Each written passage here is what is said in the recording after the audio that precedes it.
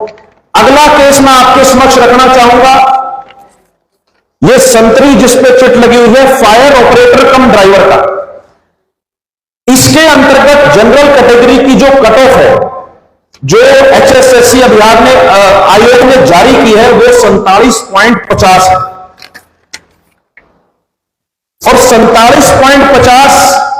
Cut off से नीचे के एक अभ्यर्थी जिसका रोल नंबर 23830 है, इस अभ्यर्थी के नंबर 47.34 नंबर है इसके सीईटी के अंदर। तो ये हम सवाल हरियाणा सरकार से पूछना चाहते हैं, जब एक परीक्षा की कट ऑफ आपने फिक्स कर दी, परीक्षा की कट ऑफ 47.50 है, तो कैसे 47.34 नंबर के अभ्यर्थी को उस परीक्षा में आपने पास किया? यह सवाल आज हम हरियाणा सरकार से पूछते हैं। एक तीसरा नमूना इसके अंतर्गत ही डिप्टी रेंजर के अंदर जनरल कैटेगरी की कट ऑफ 82 है और अगर मैं आपके सामने एक रोल नंबर बताऊं 42478, इस अभ्यर्थी के जनरल कैटेगरी के नंबर बढ़ते हैं 81.59, जबकि कट ऑफ सरकार ने जारी करी है 82।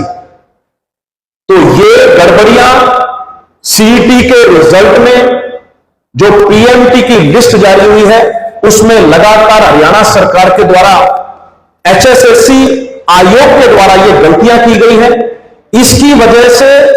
विद्यार्थी परेशान है, नौजवान परेशान है, लेकिन प्रदेश में उनकी सुनवाई नहीं है।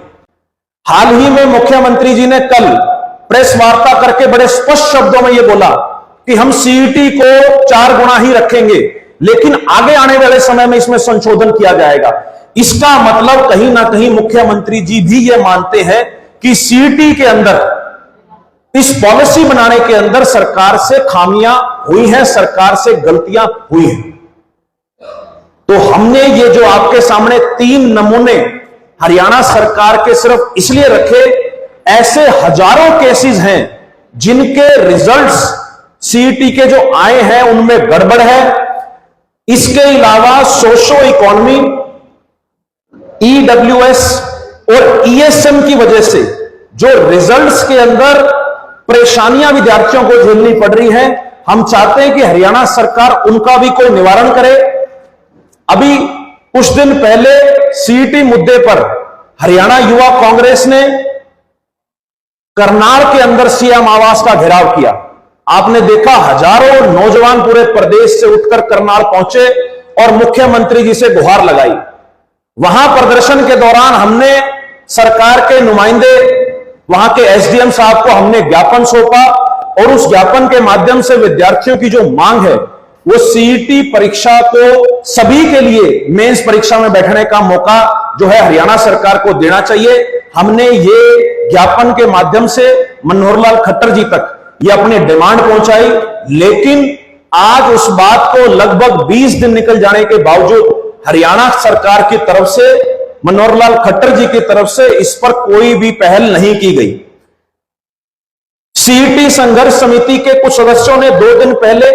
दिल्ली के अंदर राज्यसभा सांसद दीपेंद्र सिंह हुड्डा जी से मुलाकात करी, हमसे मुलाकात करी और हम लोगों ने इस संघर्ष का अगला रास्ता क्या हो इसके लिए हमने रणनीति बनाई। सीईटी मुद्दे के ऊपर आज हरियाणा के नौजवानों में सबसे बड़ी संशय, सबसे बड़ा अगर राजनीतिक मुद्दा भी मैं कहूं तो आज के समय सीईटी का है।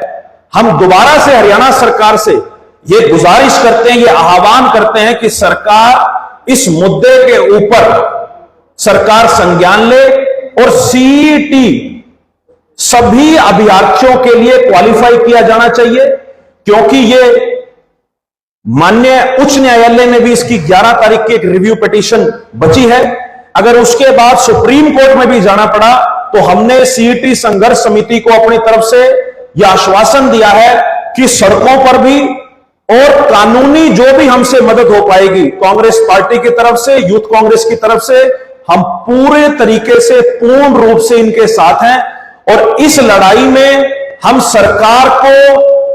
मजबूर करेंगे कि सरकार सीईटी के विषय पर विचार करे और जिस प्रकार से हमारे